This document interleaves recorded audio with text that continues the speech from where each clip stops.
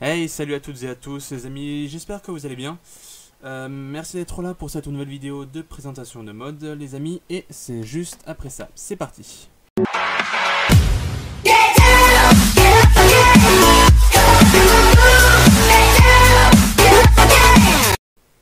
Et donc les amis, on se retrouve voilà sur le jeu pour une nouvelle vidéo de présentation de mode. Donc bon, ne vous inquiétez pas, hein. Ce n'est pas pour ce magnifique Scania RGL R500, mais plutôt donc voilà pour donc mode sorti très récemment, aujourd'hui. Aujourd'hui. Donc il s'agit les amis du Volvo F88 créé par XBS. Voilà, donc vous aurez, je le précise, bon là on prend, je sais pas, on a le choix de toute façon. Ah oui, on est sur ProMode en fait. Je l'ai pas précisé, mais bon, pas très important je pense. Donc oui, par XBS, voilà, vous aurez tous les liens dans la description. Par contre, le lien vous mènera directement sur le forum SCF Software. J'aime bien ce forum parce qu'en fait c'est là-dessus en fait que les mods sortent en avant-première avant ETS2.lt. Du coup, si on veut être un petit peu en avance, on va dire, sur les autres, et bien écoutez les amis, ça passe nickel avec ceci. Wally Walou. Donc voici le camion, hein. Donc bon, pour la petite histoire, je vais peut-être vous le mettre sur internet parce que bon, j'ai pas vraiment fait de recherche avant, je sais c'est pas vraiment terrible. Bon, rien qu'au design, de toute façon, attendez, hein, c'est des camions qui datent des années 80, ouais, 70, peut-être pas 60-70 je pense. Parce que 90 quand même, on avait déjà du Scania 143 et tout ça, enfin du Scania première série qui commençait à sortir. Alors, j'étais pas celui-là, hein. Début de la production 1965, fin de production 1977. Voilà, donc les années 60-70 on va dire. Bon, ouais, ça va, hein. Voilà, donc ça en fait ça englobe la série F88, donc que l'on a là, et la série F89. Voilà, puis après on a eu les fameux F10 et tout ça, je pense. Voilà, pour la petite histoire. Donc un F88 ici présent, voilà, avec bon, c'est des camions des années 60-70, donc soyez indulgents avec la puissance, le confort, l'ergonomie, c'était vraiment les débuts enfin les débuts, non, peut-être pas les débuts, parce que bon, les camions sont apparus quand même dans les années 20. Un peu plus tard que la voiture quand même, parce que bon. Mais bon, bref, c'est pas le sujet. Donc on a deux cabines, une cabine donc short qu'on appellerait aujourd'hui une day cab, une cabine pour le jour en fait, une cabine pour entre guillemets j'ai envie de dire de l'utilitaire. Donc une cabine où il n'y a pas de couchette, une cabine pour monter descendre, enfin monter descendre facilement du camion. Donc sur les bennes, sur les sur les distributeurs urbains, enfin etc. Et une cabine longue, donc voilà par son nom, avec une petite couchette très sympatoche derrière. Donc on est quand même bien loin des couchettes quand même présentes actuellement sur les camions. Celle-là doit faire quoi? Elle est tout juste allez, 50-60 cm de large, hein. Peut-être plus, 70-80. Tandis que maintenant les couchettes atteignent bien facilement les 1 mètre, 1 mètre 20, quasiment. Donc, deux cabines, voilà, je vous montre, hein. Donc on voit que la cabine empâte un petit peu sur le train avant, bon c'est normal, hein. Voilà. Vous voyez la différence. Ok. Au niveau du châssis, trois types de châssis. Donc un châssis 4.2 qui était, ma foi, pas encore aussi répandu que maintenant. Moi les camions, les vieux camions comme ça que je vois le plus souvent, ce sont surtout des châssis 6.2 ou 6.4. Et là ce que j'aime beaucoup c'est l'animation les amis. Regardez un peu, ça je vous le cache, voilà. Vous voyez, donc typiquement un châssis 6.4 c'est, comme on le voit ici, pardon, deux essieux moteurs. Donc qui dit deux essieux moteurs dit forcément deux différentiels. Et là c'est bien produit. Hop, on passe sur un châssis 6.2. Donc châssis 6.2 qui n'a que cet essieu là de moteur, car celui-ci est relevé. Hop, bah magique, très bien fait. Le différentiel disparaît, vous voyez, il n'y en a plus qu'un seul et là il y en a deux. Voilà, alors ça les amis, j'ai kiffé franchement quand j'ai vu ça, parce que sur des camions de base du jeu, quand on passe sur un châssis 6.2 et un châssis 6.4, des fois le petit bug ou des modes, je sais plus exactement, des fois on a quand même un différentiel ici. Alors je ne pense pas qu'il y ait de différentiel sur un 6.2 étant donné que l'axe, enfin l'essieu se relève, donc à quoi bon faire tourner cet essieu alors qu'il est relevé? Bon, honnêtement je pense pas. Après c'est des connaisseurs, n'hésitez pas à vous manifester, c'est toujours bon d'apprendre quelque chose. Voilà. Bah écoutez, on prend un 6.4, hein, voilà. Bon, c'était les plus répandus à l'époque, je pense. Voilà. Ça fait une jolie ligne, je trouve assez sympatoche. Bon, voilà, à vous de voir après, hein. À vous de voir, donc bon, on avait toujours un réservoir et déjà les bouteilles d'air et quelques petits rangements. Bon, voilà, vraiment l'aspect typique du camion avec deux réservoirs vraiment comme ceci, voilà, avec deux réservoirs, n'était pas encore vraiment très présent. Soit on avait une roue de secours, soit on avait des outillages. On avait surtout un réservoir vraiment présents. On en avait allez, très très rarement deux, on va dire. Donc voilà. C'est vraiment au niveau des années 90, 2000, on va dire, fin 90, début 2000, que les deux réservoirs ont commencé à se généraliser, car les camions parcourant de plus en plus de kilomètres, il leur fallait une plus grande autonomie. Donc voilà, c'est mon explication logique que je tire. Après, c'est pas forcément la solution ou la vérité, hein, je sais pas, mais c'est ce que je pense. Voilà. Ensuite, donc plusieurs moteurs, 3 gammes, enfin 2 gammes plutôt, on va dire. Un D100, non, un D100B. J'ai pas vérifié si c'était vraiment les vrais moteurs, mais bon, je pense que oui.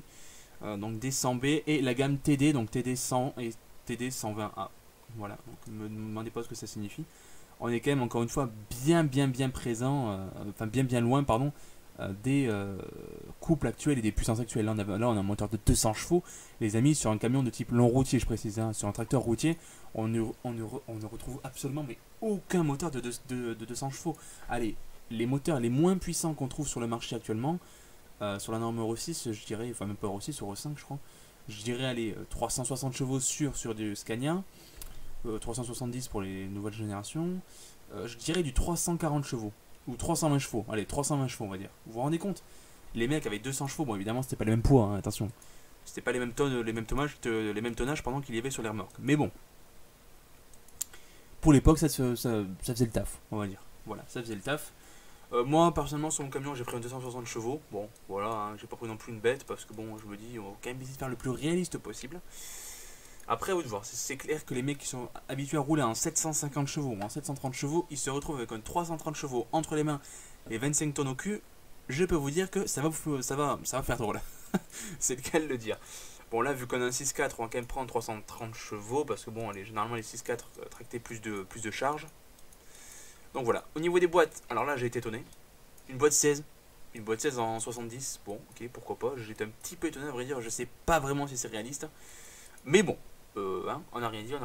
Donc, deux différentiels, enfin deux du moins rapport de boîte. Donc on a une boîte extrêmement courte.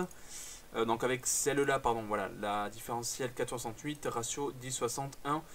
Donc dernier rapport, voilà, rapport de la dernière vitesse 1. Et là c'est... non, pardon, c'est le différentiel, autant pour moi. Alors ça j'y comprends rien, moi, différentiel et tout, j'y comprends que dalle. Je sais ce que c'est un ratio. Mais alors le ratio, le rapport du différentiel, je sais pas ce que c'est. Donc bref, si vous prenez celui-là, vous pouvez rouler à 80, vous pouvez pas rouler à 90, vous pouvez rouler à 70 maximum, 70-80 grands max.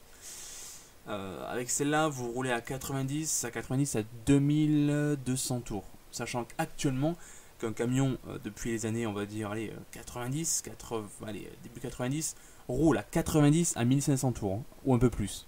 Vous voyez quand même le bond qu'on a fait au niveau des boîtes de vitesse. Et surtout, par la même chose, l'économie des carburants, qui a quand même été assez conséquente avec les boîtes qui ont bien évolué, quand même, faut bien le souligner. Donc, moi j'ai pris celle-là, la plus longue, hein. Voilà, parce que bon, quand même un camion c'est fait pour faire l'autoroute. Sur les autoroutes maintenant on roule à 90 au niveau des poids lourds, tandis qu'avant les poids lourds peut-être qu'ils roulaient moins vite, je sais pas, c'était peut-être des nationales. Du coup ils roulaient peut-être à 60, 70, je sais pas. Donc moi je roule à 90, du coup j'ai foutu une grosse boîte, même si bon la consommation reste quand même majorée, étant donné qu'on a un moteur de 260 chevaux, bon c'était quand même des moteurs assez anciens, donc polluants. Il n'y avait pas le pot catalytique et tout le bordel qu'il y a maintenant, hein. C'était, l'échappement c'était silencieux et puis c'est tout, roulant. Enfin je dis ça, j'en sais rien, je pense quand même dans les années 70 à mon avis il n'y avait pas encore de système de dépollution, hein. Mais bon, au moins ça fonctionnait bien.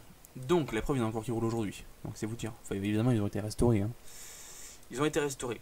Donc un intérieur plutôt sympatoche, j'adore les cadrans, je suis trop fan. Voilà, ça fait un peu cadran vieux bus pour ceux qui regardent un petit peu MC. On retrouve ici le panel reprenant les différentes options, donc je vous le montrerai quand on sera dans le jeu, enfin dans le jeu en conduite. Un petit contour bien qui a été repris bien souvent par Scania. Avant en fait si vous voulez vous aviez donc soit ici soit là compteur, donc les gros optiques là, enfin les gros ronds avec les différentes informations et le compteur de vitesse, plus la petite horloge à l'intérieur et le contour au milieu. Voilà. Pendant un temps c'était comme ça au niveau des cadrans, donc bon pourquoi pas. Maintenant c'est plutôt contour et compteur de vitesse. Bon voilà c'est un intérieur exclusif, donc très joli, avec un petit je dirais un petit tissu qui recouvre, donc ça en fait c'est le bloc moteur, hein. Voilà, ça en fait avant ça se soulevait par là puis on avait le moteur. car bien évidemment les amis, je précise que les camions à plancher plat sont arrivés dans les années... que je dise pas de conneries. Alors pas début 2000, ça c'est clair net, parce qu'avec les séries 4, il y avait encore un petit chemin enfin un petit tunnel de sol. Je saurais pas vous dire. À partir de la norme Euro 4, je pense. La norme Euro 4, Euro 5, c'est clair qu'on a commencé à avoir des planchers plats. Donc full plat, hein, absolument tout plat. Hein. Pas une petite marche ni rien pour aller à la cabine. Donc, enfin, à la couchette, il y avait tout plat là, et hop, il y avait la petite marche pour aller à la cabine. Merde, pas la cabine, ça fait 2 fois que je dis la même connerie. Aller à la couchette, voilà, la couchette. Au niveau des couleurs, on a pas mal de petits skins, c'est sympatoche, voilà. Mais bon, ces camions quand même restent très très mythiques. Un Volvo F88, c'est quand même des camions qu'on retrouve assez souvent dans les fêtes du camion. Donc ce sont des camions quand même qui sont assez représentatifs, je pense, des années 70-60. Une petite cabine assez petite. Beaucoup de charme, on va dire. 2 petits phares ronds, très sympatoches. Enfin voilà, moi j'aime bien en tout cas. Voilà. Pour ça d'ailleurs que je le présente.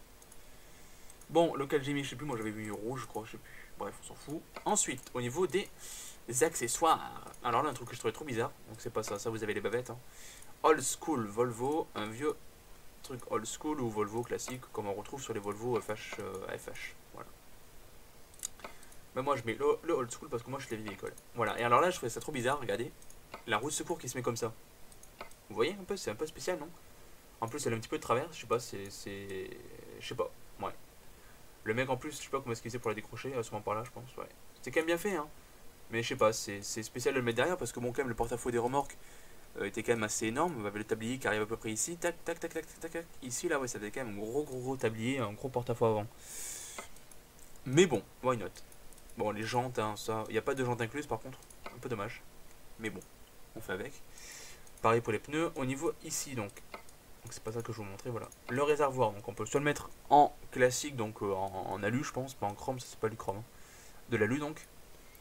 Ou en pain, voilà. Bon, moi je les mets en pain parce qu'ils étaient souvent peints sur les camions, voilà. Donc voilà. Au niveau des carénages, par contre, bon, j'avais pas cette option. Hey, oh là, ça je vous montre après. Parce que sur le camion, sur le châssis 4.2, ça on l'a pas. Donc oui, voilà, une petite échelle sympatoche également. Hein, voilà, on peut monter des deux côtés du camion, pas comme maintenant. Enfin, je m'entends. Maintenant, on a plus un côté en fait pour monter avec les marches dans les carénages. Voilà. Ensuite, on a ça carrément double. Bon, je suis pas très fan, mais bon, ça fait un gros carénage. C'était sûrement le modèle haut de gamme qui avait ça à l'époque, je pense. Voilà, c'est sympa, hein, mais je sais pas. Voilà, à vous de voir. Bon, moi, je laisse juste le petit truc comme ça, c'est sympa. Voilà, tac. Alors oui, les pots. On a ça ou ça. C'est quoi la différence? Ah, attendez. C'est exprès ou... Ah non, il rentre dans la cabine, ok. Donc si je ferais, c'est ça. Ah bah oui, voilà, c'est ça. Ah bah non. Ok, le vieux vent que tu viens de te bouffer, mon gars. J'ai rien dit. Ok, bon, bah c'est qu'avec cette cabine-là, hein, d'accord. Mais je comprends pas en fait la différence entre le premier et le deuxième. Je sais pas, on dirait il rentre dedans, non? Ah non, ok. Ah non, il est juste collé en fait. C'est un demi qu'on a là, tandis que là, c'est en entier. Ah, ok, c'est ça. Ouais, j'ai compris, c'est bon. Bon, bah, à vous de voir, hein, voilà. Bon, un petit gadget sympatoche. Il y a rien d'autre à mettre, non, c'est bon. Pneu avant, là, bah, il n'y a pas d'option, dommage. En même temps, je précise que c'est la première version du mode, donc forcément, elle sera peaufinée par la suite. Ah, alors là, j'aime bien. Petite low bar, on va dire. Donc, soit ça, bon, pas très sexy, j'ai envie de dire. Voilà, c'est XBS en plus. Bah oui, de toute façon, oui, je suis con, XBS, c'est le créateur du camion. Ou ça, voilà, moi personnellement, j'ai mis celui-là sur mon camion. On a des petites bavettes sympatoches. On serait sympa qu'on puisse mettre Volvo en plus, mais bon, on va pas trop demander. Hein. Voilà, ensuite on a donc, sans le vire, plusieurs donc bumpers, donc des pare-chocs avant. Alors moi, honnêtement les amis, hein, je n'ai jamais vu de Volvo avec des pare-chocs avant comme ça. Hein. Voilà, des pare-chocs aussi gros comme ça, je n'ai jamais vu. Mais bon, pourquoi pas. Avis aux amateurs de tuning un petit peu spécial, on va dire, sur les camions. Du coup, moi je vais laisser celui-là et j'ai mis ça. Voilà, sympatoche. Ensuite, le cycle Volvo. Ah, ça j'aime. Donc là, on l'a en chrome, on va dire, ou en chrome. Ou en plastoc. Voilà, sympa. Le plastique est assez sympa parce qu'en fait, il est cerclé. On dirait qu'il est cerclé d'alu ou je sais pas quoi. Et franchement, ça ressort super bien. En fait, c'est pas du Volvo tout en plastique comme il y a par exemple sur les FH12. Les premiers FH12, il me semble que c'était Volvo tout en plastique. Ou sur les F10. Ensuite, on a donc en couleur, avec encore une fois les encadrures des lettres en chrome ou en alu. Vous voyez d'ailleurs que les lettres sont un petit peu en relief. Enfin, pas en relief, mais un petit peu disproportionnées. On voit notamment des V, un grand côté et un petit côté. Voilà. Très sympa.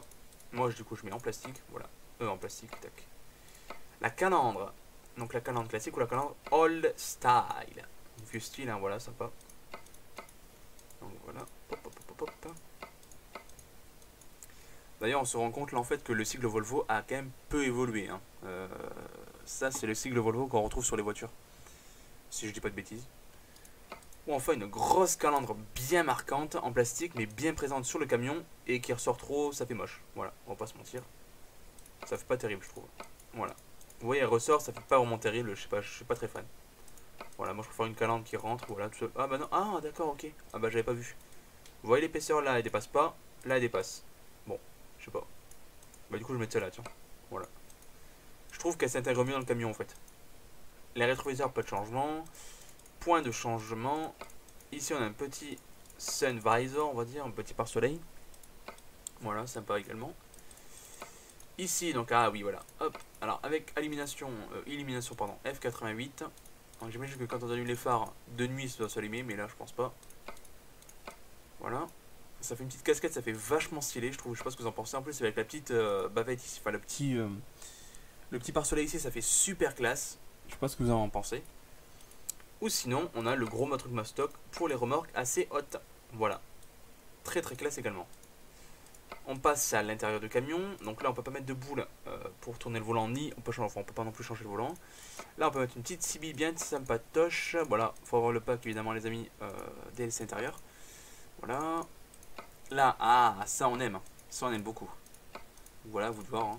Hop. Je vous montre un petit peu les différentes possibilités.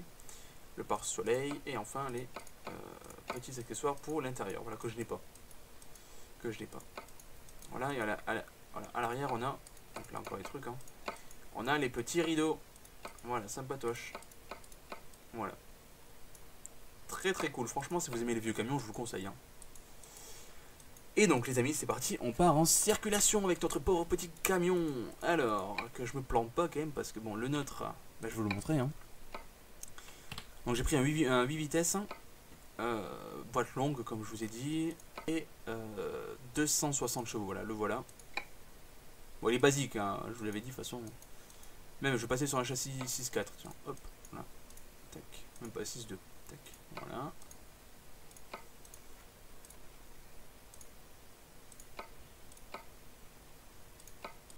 Nickel. C'est Volvo déjà, je pense. On va y arriver. Oh non, c'est pas Volvo. Oh la honte.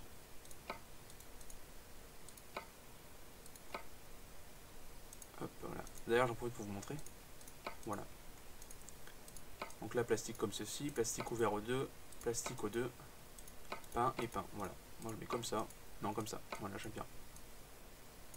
Voilà, le petit trou de secours en mettre. Hop.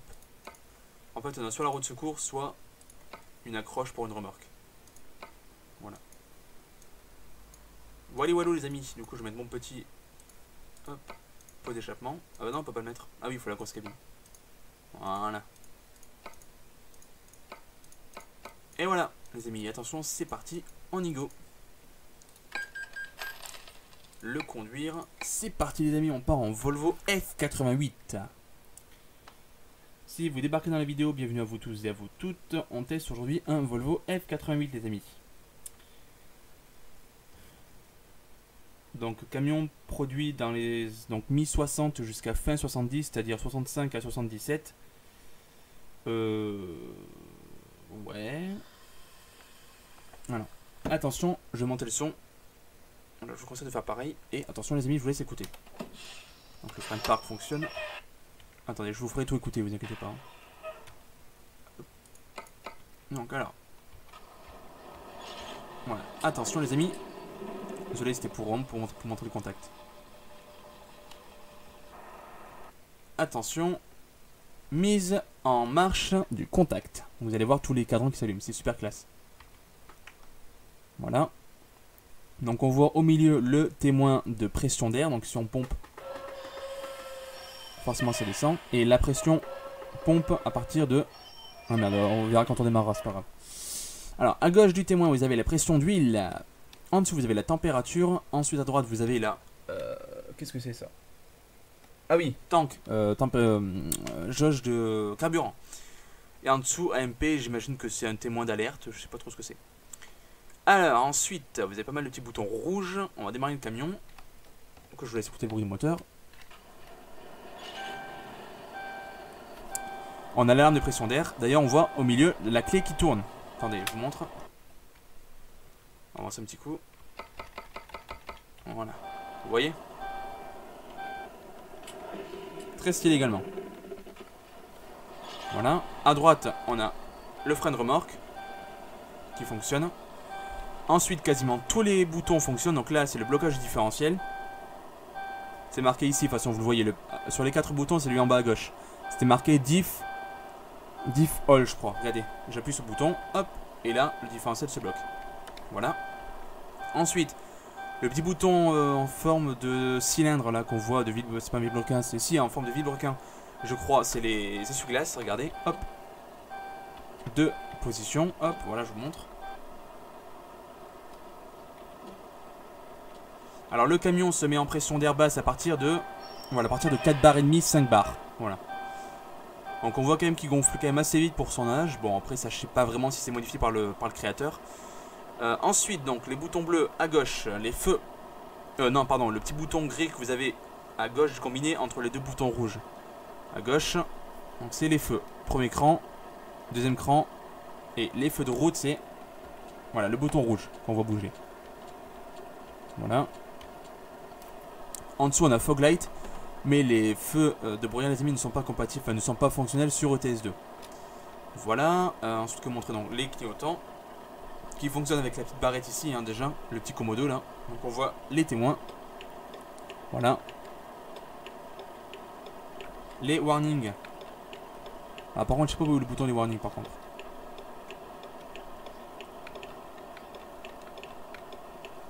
On n'a pas sur le bouton. Ok, bon, après tous ces boutons là, je ne sais pas à quoi est-ce qu'ils servent. Le petit bouton là qui se monte, je ne sais pas non plus à quoi il sert. Enfin, bon, c'est. Voilà. Bon, très très bien à l'intérieur. Hein. Seul petit défaut, les rétroviseurs qui sont un petit peu spéciaux, je trouve, je vais vous montrer. Hop. Non, c'est pas ça que je voulais faire. C'est ça, voilà, tac. Vous voyez un peu, c'est spécial, je sais pas, ils ont vraiment un angle beaucoup trop élevé, je trouve. Enfin bon, bref, à vous de voir après. Du coup, moi je les règle comme ça. Hop, parce que franchement, j'y vois que dalle. Voilà, moi j'aime voir mon camion quand même quand je manœuvre. Voilà, le grand angle, quand même, baisser un petit peu parce que sinon on ne voit rien. Voilà. Ensuite donc. Ah non, le 4.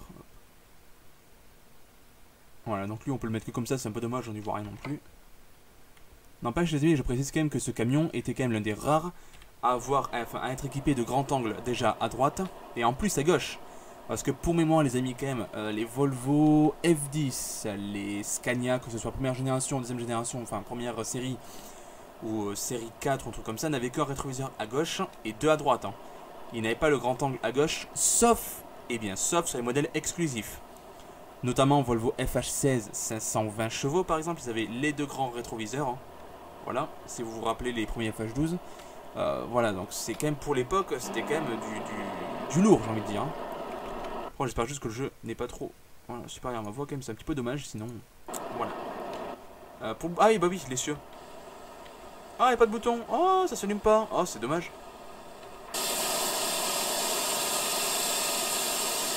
Ah zut, j'ai pas changé les pneus. Oh, c'est pas bon, on va aller le faire. Étant donné que c'est une boîte 8 vitesses, je mets la boîte éventail parce que bon bah sinon avec une boîte Volvo c'est beaucoup trop galère. Du coup je mets éventail, voilà, tac.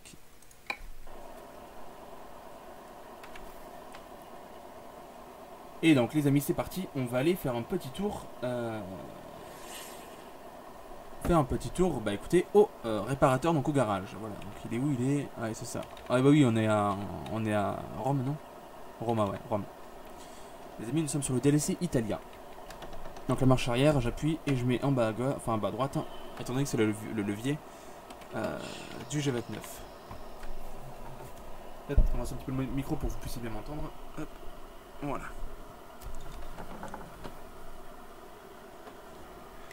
Donc là les amis, nous sommes avec la boîte 8 vitesses.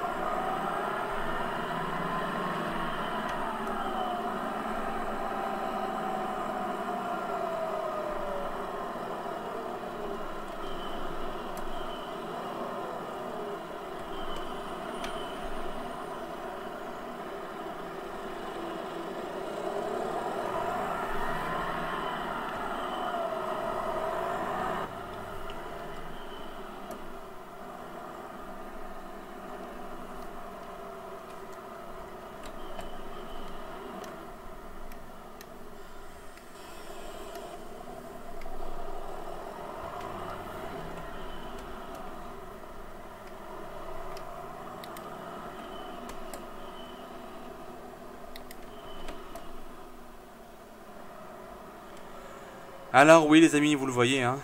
Pourquoi est-ce qu'il me fallait là-bas? Malheureusement Tac, on va se calmer comme ça. Qu'est-ce que je voulais dire? Ah oui, le fait de voir le passer de vitesse à 2 vitesses par 2 vitesses quand on est habitué à rouler sur une 14 vitesses, bah évidemment ça fait drôle, hein. Quand on passe sur 8, parce que bah du coup quand on passe 2 vitesses, bah écoutez les amis, ça se sent.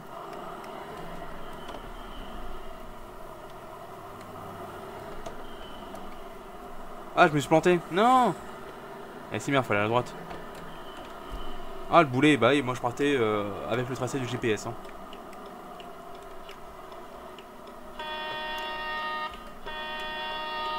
Là, un klaxon du camion, et là, le deuxième.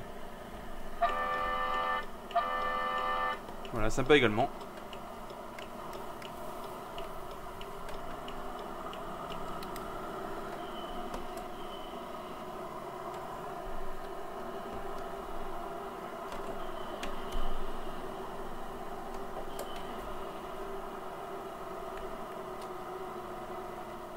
Ah non, c'est à droite. Oh là là, je fais des conneries, autant pour moi. Hein.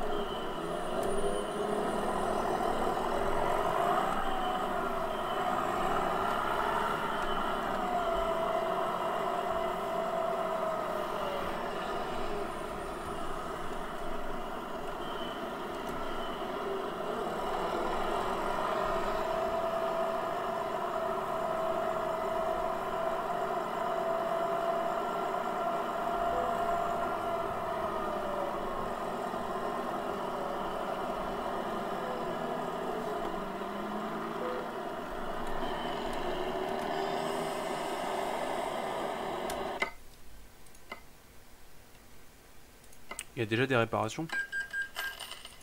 Ah putain.